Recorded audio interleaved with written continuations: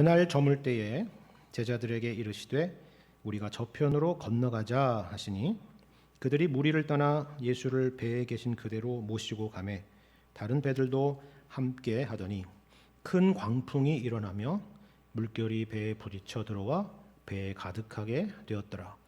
예수께서는 고물에서 베개를 베고 주무시더니 제자들이 깨우며 이르되 선생님이여 우리가 죽게 된 것을 돌보지 아니하시나이까 하니 예수께서 깨어 바람을 꾸짖으시며 바다더러 이르시되 잠잠하라 고요하라 하시니 바람이 그치고 아주 잔잔하여지더라. 이에 제자들에게 이르시되 어찌하여 이렇게 무서워하느냐 너희가 어찌 믿음이 없느냐 하시니 그들이 심히 두려워하여 서로 말하되 그가 누구이기에 바람과 바다도 순종하는가 하였더라. 아멘. 오늘 우리가 함께 읽은 이 본문의 말씀은 여러분이 잘 아시는 것처럼 예수님께서 갈릴리 바다의 큰 풍랑을 잠재우시는 그런 내용입니다. 제자들은 이 사건을 겪으면서 우리가 오늘 방금 읽었던 마지막 말씀 내용처럼 그가 누구이기에 바람과 바다도 순종하는가라고 했다고 이렇게 기록하고 있죠. 맞습니다. 하나님 외에는 그렇게 하실 분이 없는 것입니다. 그러니까 이 말은 다시 말해서 예수님은 하나님이시다. 예수님은 하나님의 아들이시다라는 것입니다. 이 바다라는 곳은 사람들에게 두려움을 주기에 충분한 곳입니다. 고요하다가도 어느 순간에 예기치 않은 폭풍으로 돌변하는 것이 바다죠.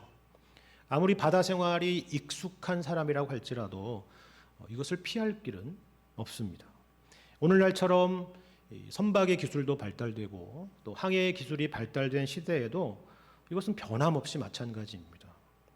신을 믿지 않는 요즘 같은 시대에도 우리가 보통 대형 선박을 건조하고 그 배를 이제 바다에다 띄우는 소위 말해서 진수식을 진행하게 되면서 바다에서 아무런 탈이 없도록 바라는 그런 소망을 빌곤 하는 그런 의식을 하는 것을 우리는 잘 알고 있습니다.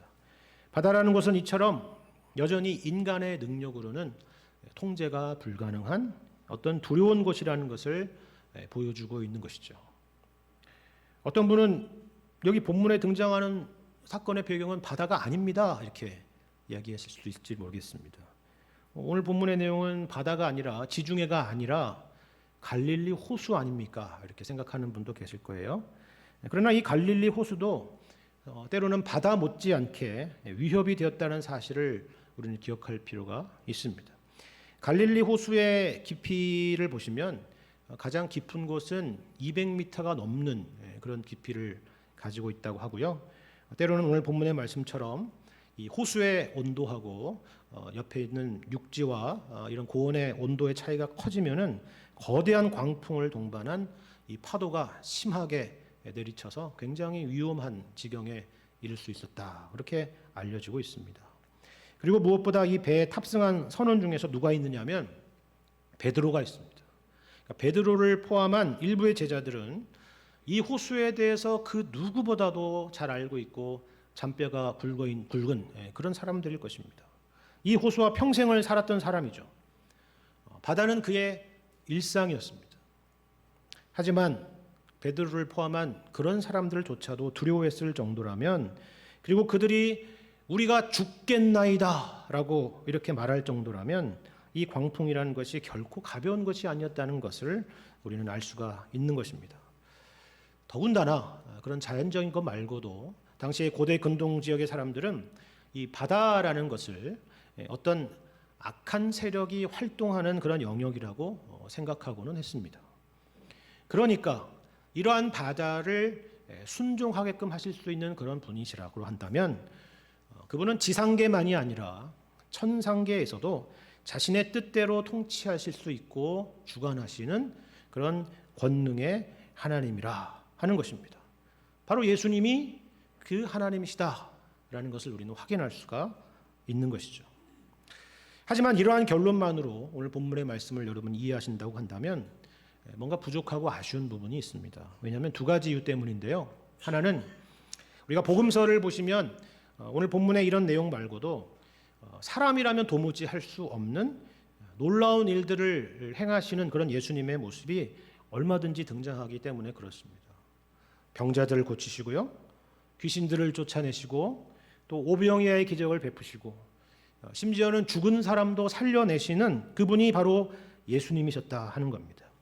그렇기 때문에 그런 여러 가지 예수님의 하나님 되심에 대한 그런 내용들에 오늘 본문의 내용을 하나를 더해서 예수님께서 하나님이심을 증명하는 내용일 수만은 없다 하는 것입니다. 또 다른 하나의 이유는 이거예요. 오늘 본문 자체가 말해주는 부분인데요, 오늘 본문의 말씀이 과연 어떤 맥락에서 주어지고 있는지를 여러분 한번 주목해 보시기를 바랍니다.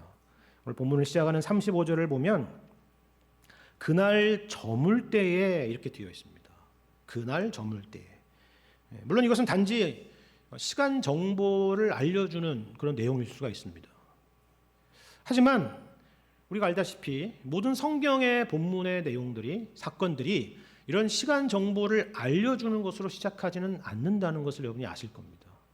그러니까 이 말은 다시 말해서 이 그날 저물 때라는 표현은 오늘 등장하는 이 본문의 사건을 뭐와 연관시켜서 생각해 보라는 거예요? 그날과 연결시켜 보라는 거예요. 그날에 있었던 것과 이 본문의 사건을 연계해서 이해해야 된다라는 거예요. 그렇다면 그날은 언제였고 무슨 일이 있었다는 걸까요? 그건 바로 여러분 오늘 본문의 앞에 있는 내용을 여러분 잠깐 보시면은 어떤 내용인지를 알 수가 있습니다. 내용을 다 살피진 못하겠지만 큰 제목들을 여러분 한번 잘 보시면 그때 예수님께서 하나님 나라에 대한 그런 내용들을 가르치시는데 그 하나님의 나라에 대한 여러 비유를 통해서 가르치는 장면이 등장하는 것을 여러분 확인할 수가 있을 것입니다. 다시 말해서 종합하자면 이 사건이라는 것은 이 말씀과 이 하나님 나라에 대한 예수님의 가르침과 연계해서 이해하도록 우리에게 허락한 말씀이다 하는 것입니다. 그러면 하나님 나라에 대한 이 비유, 예수님께서 가르치셨던 이 하나님 나라에 대한 비유의 핵심은 무엇일까요? 하나님 나라라는 것을 여러분 한번 생각해 보세요. 요즘 같은 시대는 과거와 같이 그런 왕정 시대가 아니기 때문에 느낌이 좀 다가오기가 어려울 수는 있습니다. 근데 여러분 고대 왕정 시대에는 생각해 보면 그 나라의 힘과 권세는 당연히 그 나라의 왕이 누구냐에 따라서 달렸습니다. 백성에 따라 달린 게 아니고 그 나라의 왕의 역할이 그만큼 컸다 하는 거죠. 힘도 있고 능력도 있고 군사력도 있고 외교력도 있는 그런 왕을 소유한 백성이라고 한다면 그 혜택을 그 백성이 고스란히 누리게 될 것입니다. 그런데 여러분 반대로 생각해 보세요. 실력도 없고 유약하고 전쟁에만 나가면 늘 패배하고 그렇다고 외교력이 있는 것도 아니고 하는 그런 왕을 모시는 백성이라고 한다면 그 피해를 그 백성들은 고스란히 또 안게 될 겁니다. 그만큼 왕이 중요한 것이죠. 예를 들면 우리 조선시대를 생각해 보세요. 세종대왕의 나라와 구한말의 고종과 순종의 나라를 여러분 비교해서 생각해 보시기를 바랍니다. 이 둘은 너무 다르죠. 그러니까 임금이 누구냐에 따라서 하늘과 땅 차이가 나는 것입니다. 그러면 하나님의 나라라고 했는데 하나님의 나라는 어떻습니까? 하나님의 나라입니다. 이것보다 센 나라는 역사상에, 지구상에 아무데도 없겠죠. 왜냐하면 하나님이 왕 되신 나라이기 때문에 그렇습니다. 그 나라의 백성이라면 엄청난 자부심과 자랑 가운데 살 거예요. 그런데 여러분 이 예수님께서 이 하나님의 나라를 비유하시며 설명하실 때 항상 사용하시는 표현이 있습니다. 따라다니는 단어가 하나 있어요. 그게 뭐냐면 하나님 나라의 비밀이라는 겁니다. 이게 도대체 무슨 말이냐? 여러분 비밀이라는 게 무엇입니까? 말 그대로 감춰졌다라는 겁니다. 감춰졌다. 그것이 그런 것처럼 드러나 보이지 않는다라는 의미예요. 그러니까 종합하자면 하나님의 나라라는 것은 엄청난 권세의 나라지만 그것이 이 세상에서 그렇게 보이느냐 하면 그렇지 않다 하는 것입니다. 하지만 언젠가는 그 나라의 실체가 분명하게 나타나게 될 것이다. 이것이 바로 예수님의 하나님 나라의 비유의 핵심적인 내용인 것이에요. 여러분, 그렇다면 정말 그런 이야기인가? 한번 보세요. 그 중에서 한 가지 비유만 한번 살펴볼게요. 여러 가지 비유의 내용이 있는데 바로 앞에 등장하는 우리 4장 30절부터 32절 말씀을 제가 한번 보겠습니다. 예수님의 이 비유를 잘 보세요. 제가 말씀드린 내용과 연관해서 한번 보시길 바랍니다. 30절. 또 이르시되 우리가 하나님의 나라를 어떻게 비교하며 또 무슨 비유로 나타낼까? 겨자씨 한 알과 같으니 땅에 심길 때에는 땅 위의 모든 씨보다 작은 것이로되 심긴 후에는 자라서 모든 풀보다 커지며 큰 가지를 내나니 공중의 새들이 그 그늘에 깃들일 만큼 되느니라. 무슨 말씀인지 아시겠죠, 이제? 그죠?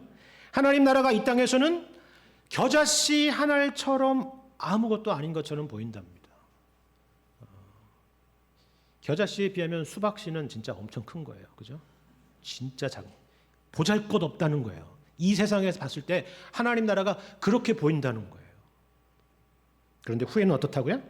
반드시 공중의 새들이 그 그늘에 깃들일 정도로 그 나라의 놀라운 실체가 드러나게 되리라 하는 겁니다. 핵심은 뭐예요? 우리가 사는 이 땅에서는 그 실체가 분명히 드러나지 않는다는 거예요. 우리는 세상에서 미약하고요. 우리는 세상에서 겨자씨처럼 세상에 삼켜진 존재 같다 하는 것입니다. 우리가 하나님의 나라를 소유한 자들인데 그렇다는 것입니다. 그래서 하나님 나라의 비밀인 것입니다. 자, 그러면 이 맥락에서 오늘 사건이 있다는 걸 여러분 생각해 보세요. 그러니까 풍랑을 잠잠케 하시는 예수님이시니까 우리도 그런 상황을 만나면 우리 주님께서 구해 주실 것이다. 우리는 풍랑도 문제없다, 걱정 없다.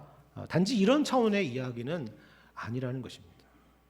도리어 우리는 이 땅에서 풍랑 한가운데 위태롭게 존재하는 것과 같다라는 것이에요. 여러분, 풍랑, 파도 하니까 항상 이 풍랑과 파도는 어떤 비유로 여러분이 떠오르십니까?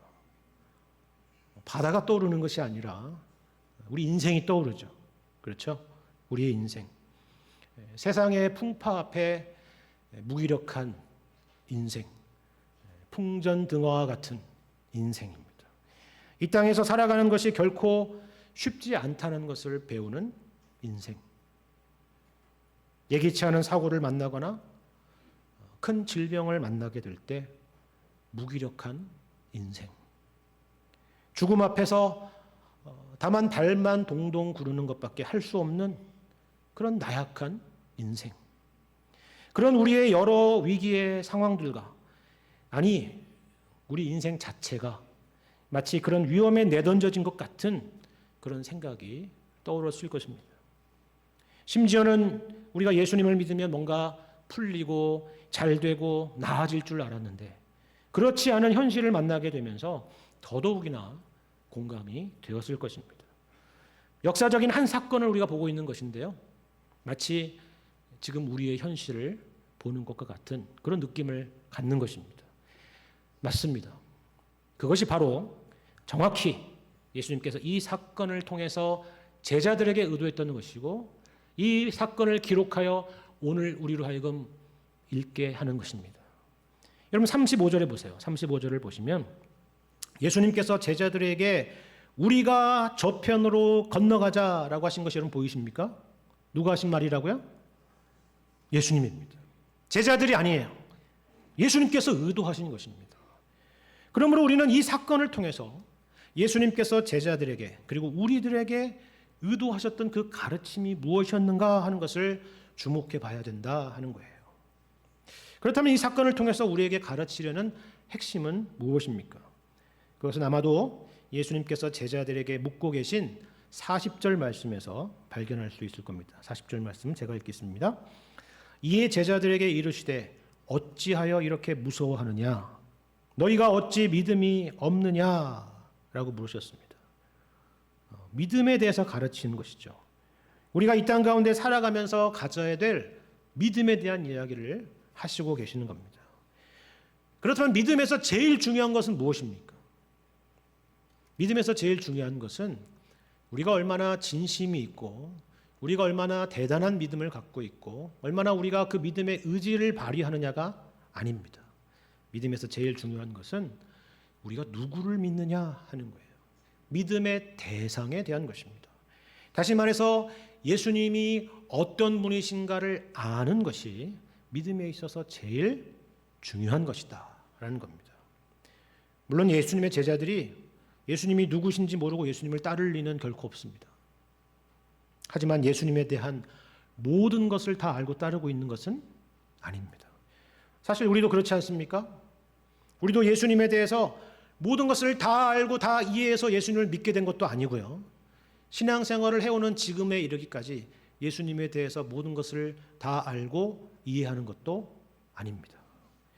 신앙생활을 하면서 배우죠. 말씀을 통해서 배우고요. 하나님께서 인생을 통해서 가르치는 것을 통해서 배우는 것입니다. 우리가 잘 아는 욥기의 욥을 생각해 보십시오. 우린 욥의 서론을 읽어보면 욥은 하나님에 대해서 엄청나게 많은 지식을 가지고 있을 거라라고 우리가 생각하게 되지 않습니까? 그러나 욥기의 결론은 어떤 것입니까? 욥의 고백이 뭐예요? 내가 그동안 하나님에 대하여 귀로만 듣기만 했지만 이제는 눈으로 배움나이다 라고 고백하는 것입니다. 그와 같은 것입니다. 다시 말해서 지금 예수님은 지금 제자들이 단지 믿음이 없다고 꾸짖으시는 것이 아니라 예수님이 누구신가 하는 것을 가르치시기 위해서 오늘 이 사건이 있고 이 말씀을 하신다 하는 거예요. 여러분 이런 차원에서 오늘 제자들의 모습을 다시 한번 잘 보시기를 바랍니다. 우리가 성경을 읽으면요.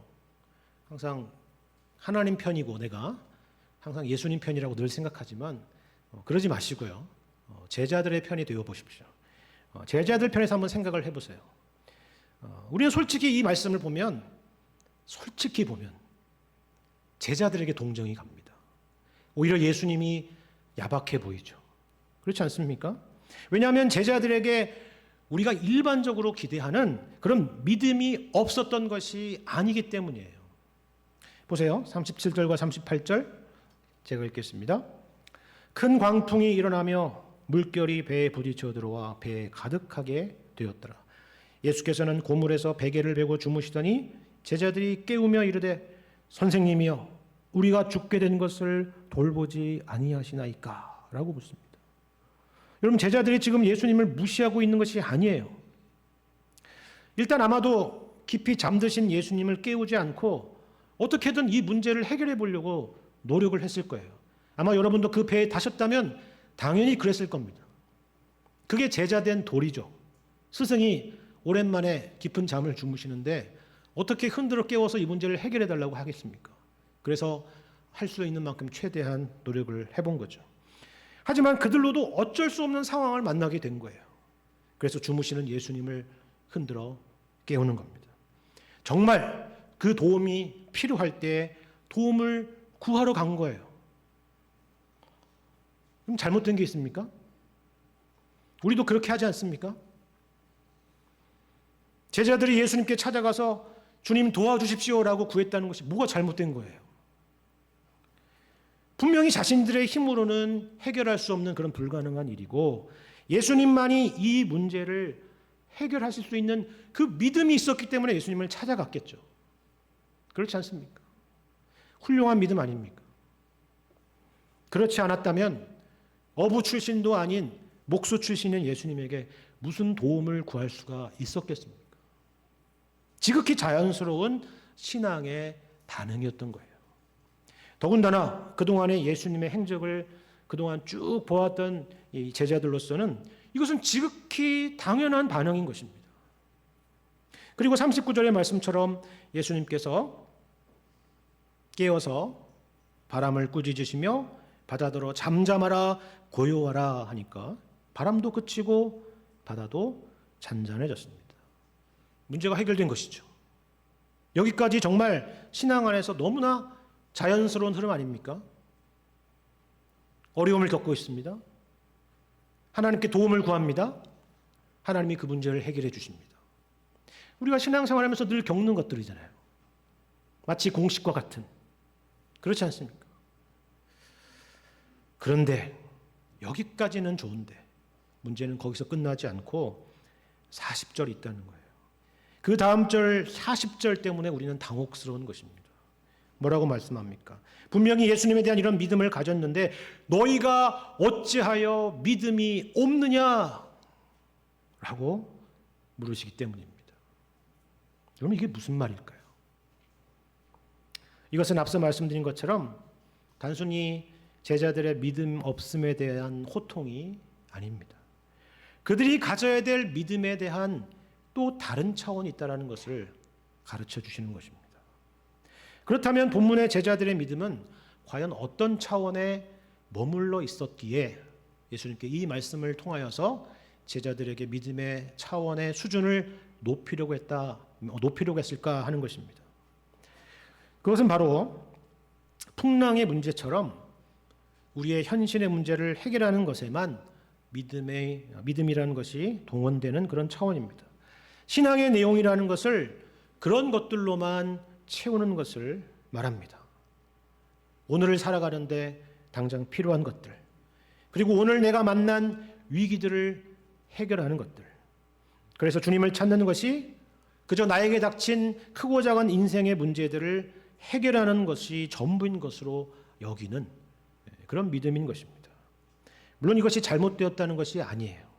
주님도 우리에게 그것을 구하라고 말씀하셨습니다. 그러나 문제는 눈앞의 문제, 현실의 문제를 해결하는 것을 신앙생활의 전부인 것처럼 여기는 것입니다. 해마다 11월이 가까이 오면 교회마다 수험생을 위한 기도회라는 것을 하게 되는데요. 그러면 학부모들이 모여서 그리고 할머니도 모여서 이렇게 함께 자녀를 위해서 또 손주를 위해서 열심히 기도를 합니다. 평소에 못 보던 분들도 나오셔서 기도를 합니다. 좋은 일이죠. 이런 때 아니면 또 이런 기회 아니면 언제 그렇게 기도의 자리로 나올 수가 있겠습니까? 그런데 놀라운 것은 수능이 끝나도 여전히 그렇게 열심히 기도하는 것을 보기라는 것은 어렵다라는 것입니다. 다 공감을 하시죠? 이것은 제가 여러분에게 단지 평소에도 그렇게 열심히 기도하십시오, 무슨 이런 말씀을 드리려고 하는 이야기가 아닙니다.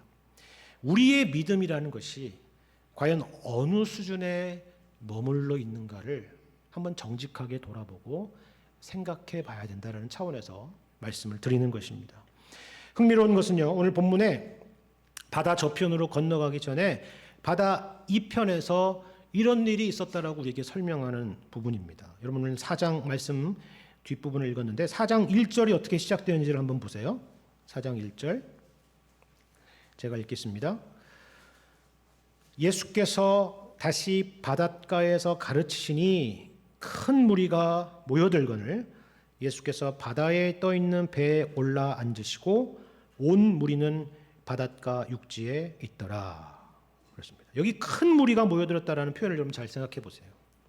바로 여기서 왜 오늘 본문에서 예수님께서 호수 건너편으로 가자고 하셨는지를 알 수가 있을 겁니다. 무리들이 예수님을 에워쌉니다. 좋은 현상이죠. 예수님의 말씀을 듣겠다고, 예수님을 믿겠다고, 예수님을 따르겠다고 구름대처럼 예수님을 에워싸는 것입니다. 어느 정도로 몰렸느냐 하면 예수님이 설 수 없을 지경에 된 거예요. 그래서 배를 타고 좀 멀찌감치 떨어져서 아까 말씀드린 하나님 나라의 비유와 같은 설교의 말씀을 하신 것입니다. 이들이 예수님을 이렇게 무리를 지어 떼를 지어서 몰려드는 것은 예수님을 믿고 따른다면 당연히 나의 인생에 뭔가가 있을 거라는 그런 생각 때문일 것입니다. 그런데 예수님께서 오늘 본문의 말씀을 보니까 이들에게 말씀을 마치시고 저녁 때에 떠나시겠다는 것입니다. 그게 오늘 본문 35절을 시작할 때 우리가 저편으로 건너가자라는 그런 말씀이 그것입니다. 이들이 싫다는 것이 아니라 이들이 나를 너무 힘들게 한다, 그 얘기가 아니라 예수님을 믿고 따른다는 것이 진정으로 무슨 의미인가를 특별히 제자들에게 가르치려고 하는 것입니다. 심화반이니까요, 제자들은. 그렇죠? 바로 여기에 오늘 사건에 교훈이 있는 것입니다. 말씀드린 것처럼 우리는 신앙이라는 것을 우리의 현재의 문제를 해결하는 그 어떤 것이라고 생각을 합니다. 물론 예수님은 오늘 본문의 사건에서 보는 것처럼 권능을 가지신 하나님의 아들이십니다. 하지만 권능을 가지신 하나님의 아들이라는 이 믿음을 우리가 우리의 삶에 어떻게 적용하느냐에 따라서 신앙이라는 것이 크게 두 가지로 갈라집니다. 그게 뭘까요? 하나는 이겁니다. 전능하신 하나님, 하나님의 아들이신 예수님. 그러니까 그 예수님의 능력으로 나의 현재의 문제를 해결하는데 그 믿음의 내용을 사용하겠다라는 쪽입니다. 다른 하나는 어떤 것입니까? 다른 하나는 하나님이 능력의 하나님이시며 권능의 하나님이시기 때문에 우리가 그분 앞에 무릎을 꿇자 그분의 통치와 말씀과 인도하심에 순종하자라는 쪽으로 가는 방향이 있습니다. 여러분, 오늘 본문의 제자들은 그리고 예수님을 따르던 그 수많은 무리들은 어느 쪽에 과연 있었을까요? 그리고 여러분은 어느 쪽에 계십니까? 우리의 대부분의 신앙은 본문의 제자들과 같이 그리고 예수님을 따랐던 수많은 무리들과 같이 전자에 머물러 있을 겁니다. 오늘의 설교의 제목인 것처럼 왜 우리가 죽게 된 것을 돌아보지 않으십니까? 라고 하는 것에 우리의 대부분의 기도의 내용을 차지하죠. 그래서 이 땅에서 우환이 없고 평안하고 배부르고 만족이 있으면 마치 내 신앙도 덩달아 좋은 것처럼 생각하게 되는 것입니다. 반대로 어려운 일을 만나고 풍파를 만나고 뜻하지 않은 고난을 겪게 되면 마치 내 신앙에 무슨 문제가 있는 것은 아닌가, 하나님께서 우리를 돌보시지 않는 것은 아닌가라고 우리는 생각을 하게 되는 것입니다. 이처럼 우리는 눈에 보이는 현실에 영향을 많이 받기 쉬운 그런 존재라고 하는 것입니다. 여러분, 오늘 우리가 본문의 말씀을 보면서 놀라는 것이 뭐예요? 단지 예수님께서 풍랑을 잠잠케 하신 것이 아니라는 사실입니다. 여러분, 35절을 다시 잘 보시길 바랍니다. 계속 35절을 보는데 35절이 굉장히 중요합니다. 뭐라고 되어 있습니까? 그날 저물 때에 제자들에게 우리가 저편으로 건너가자라고 말씀하셨죠. 그죠? 여러분, 이 말씀을 그냥 지나치지 마시고 여러분 한번 잘 생각해 보세요. 여기에 두 가지가 있어요. 두 가지 중요한 내용이 있습니다. 이 35절에. 하나는 뭐냐면요, 호수 저편으로 건너가자고 하신 분은 아까도 말씀드렸지만 누구라고요? 예수님이라는 사실입니다. 그리고 예수님은 제자들과 함께 이 배에 오르셨다는 사실입니다. 근데 그게 뭐가 놀랍죠? 생각해 보세요. 놀라는 건 이것입니다. 하나는 예수님께서 호수 저편으로 가자고 하지 않으셨다고 만약 한다면 이런 일 자체가 아예 없었을 텐데, 제자들이 이 예수님이 건너가자라고 하는 이 말씀에 순종했기 때문에 일어난 일이란 사실이에요. 다른 하나는 이것입니다.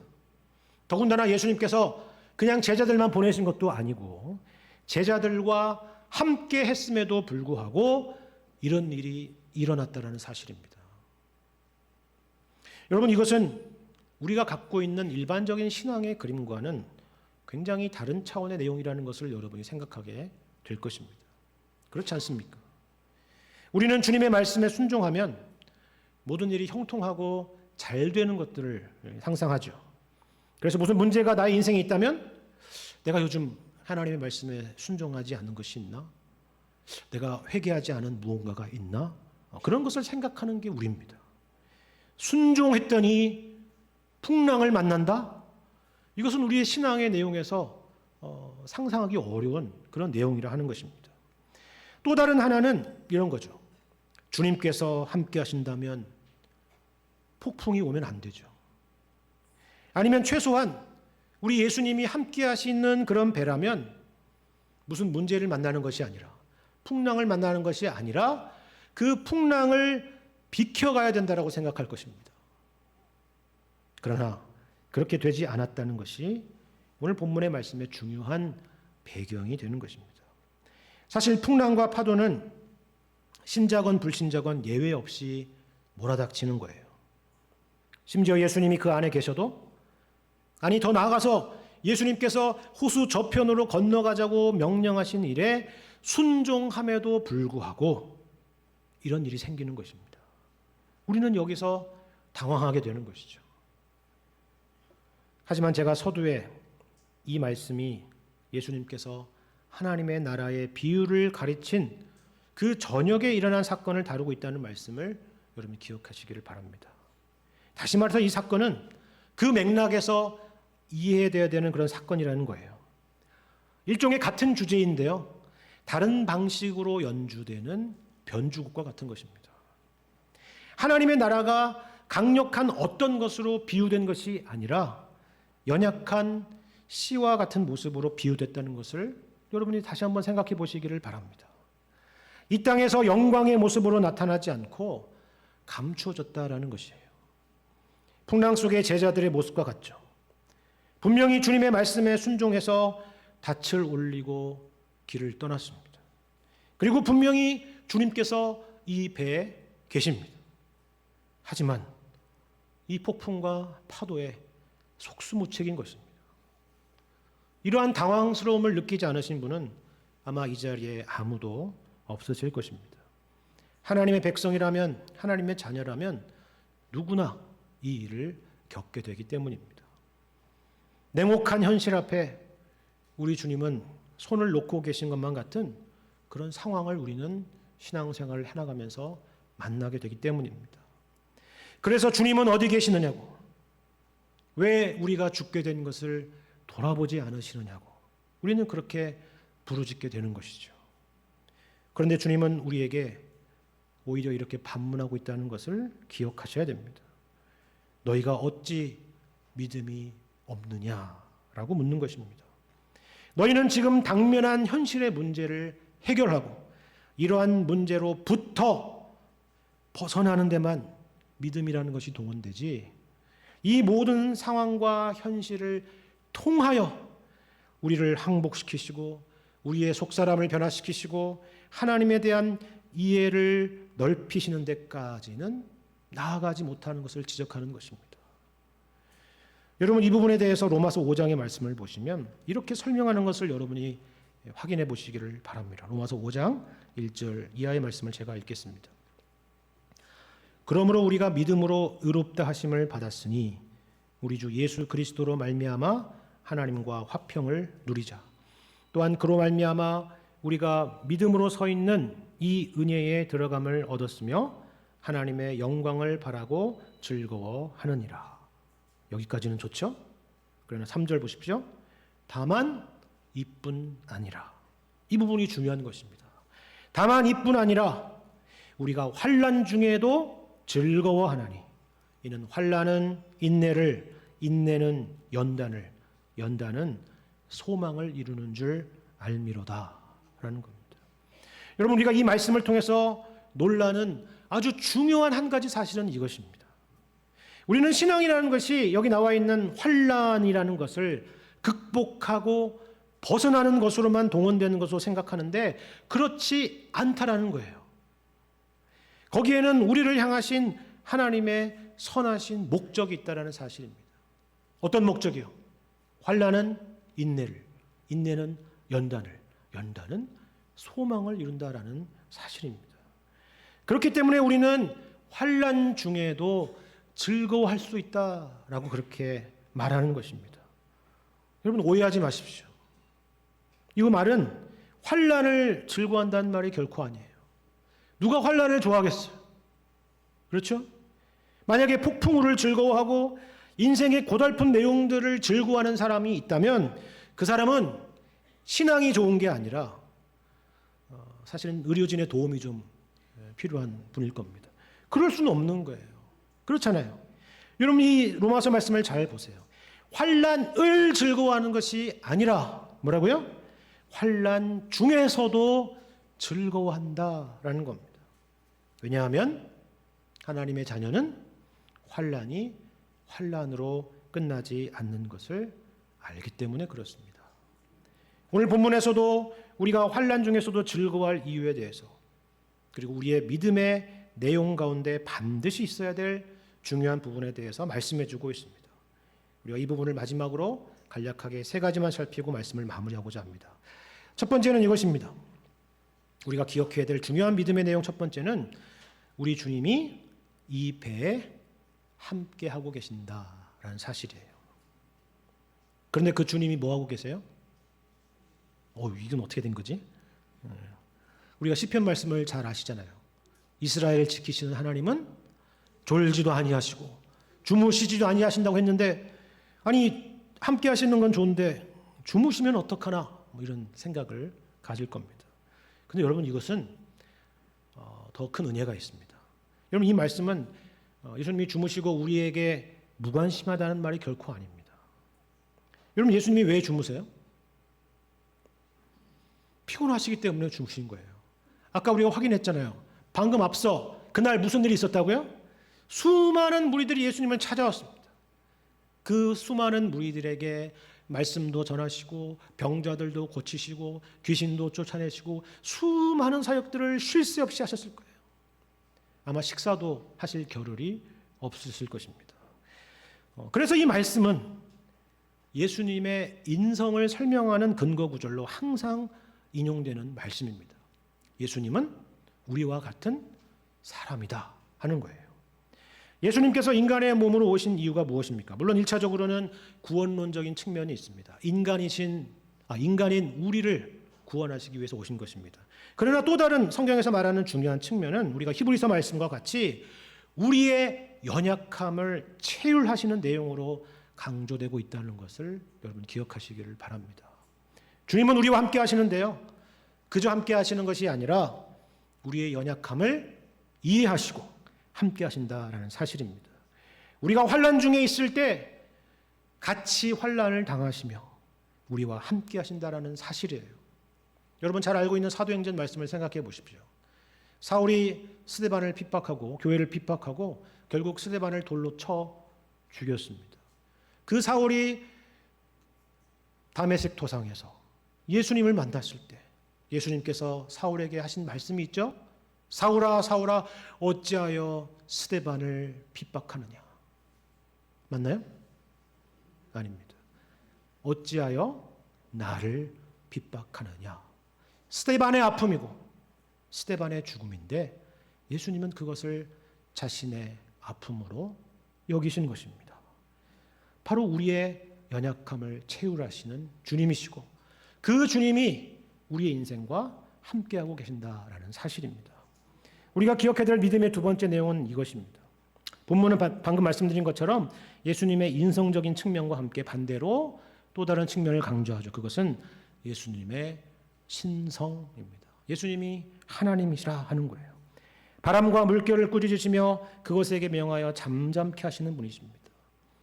이것은 앞서 우리가 확인한 것처럼 우리 인생의 장애물들이 만나게 되면 예수님께서 척척 그 문제를 해결해 주신다는 그런 차원의 의미가 아닙니다. 바람과 물에게 명령하셨다라고 하는 것은 이 세상의 모든 것들이 그분의 통치와 통제 아래에 있다라는 것을 우리에게 가르쳐 주는 것입니다. 이 세계와 역사와 우주를 지금도 통치하고 계시고 다스리고 계신다라는 사실이에요.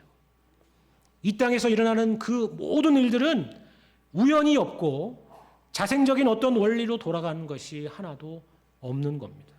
모든 것은 하나님의 섭리와 통치 가운데 있다라는 사실입니다. 그런데 하나님의 그 능력과 권능이 그냥 아무렇게나 통치하는 그 통치가 아니라 로마서의 말씀처럼 어떠한 통치입니까? 모든 것을 합력하여 선을 이루시는 하나님이시라 하는 겁니다. 이것이 바로 우리가 환난 가운데서도 즐거워하는 이유인 것입니다. 마지막으로 기억해야 될 한 가지 믿음의 중요한 사실은 이것입니다. 이 환난은 영원하지 않다는 것입니다. 반드시 끝이 있다라는 사실입니다. 여러분 우리가 오늘 본문에 있는 내용인데 잘 주목해 보지 못하는 내용이 하나 있습니다. 그것은 무엇이냐면 오늘 본문을 시작하는 주님의 말씀입니다. 또 다시 35절로 돌아가죠. 35절. 우리가 저편으로 건너가자 하셨습니다. 여러분 이 말씀을 왜 굳이 기록했을까 하는 걸 생각해 보시길 바랍니다. 아무 생각 없이 기록한 것이 아닙니다. 호수 이쪽에서 배를 탔으면 당연히 저쪽으로 가는 것이죠. 그럼에도 불구하고 여기 나와 있는 말씀처럼 호수 저편으로 건너가자라고 하신 것은 목적이 있는 것입니다. 무슨 말이에요? 주님께서 하시는 말씀은 결코 땅에 떨어지지 않는다라는 사실입니다. 여러분 예수님께서 호수 저편으로 건너가자고 하셨다면 호수 저편으로 건너가게 되는 것입니다. 호수 저편으로 건너가자고 했는데 만약에 폭풍으로 실패하게 되었다면 그분은 주님이 아닌 것입니다. 그런 주님이시라면 우리는 믿을 필요가 없는 것입니다. 그러면 정말 건너갔을까요? 그렇습니다. 여러분 오늘 본문의 맨 다음 절, 마지막 절, 그 다음 절 5장 1절 말씀을 보세요. 뭐라고 되어 있습니까? 예수께서 바다 건너편 거라사인의 지방에 이르렀다 하는 겁니다. 이 5장 1절의 말씀이 이렇게 은혜가 되는지 모르겠습니다. 맞습니다.